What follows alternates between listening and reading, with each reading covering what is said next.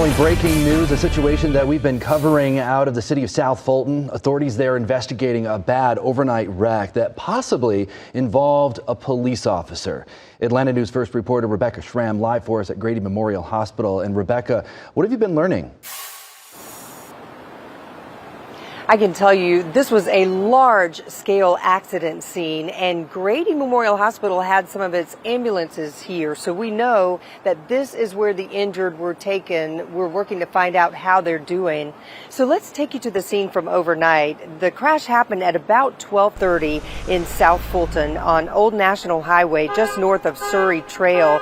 Video journalist Joe Holland was there after it happened. He saw a mangled silver or gray car. It was hard to tell the make or model. He also saw someone being loaded onto a stretcher. A second person was already in an ambulance when he got there.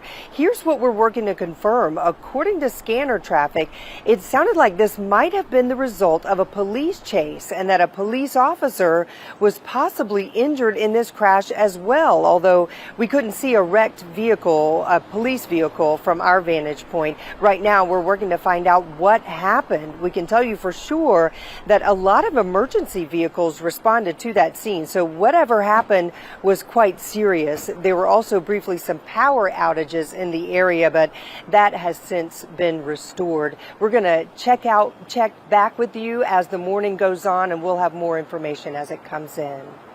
At Grady Memorial Hospital in downtown Atlanta, Rebecca Schramm, Atlanta News First.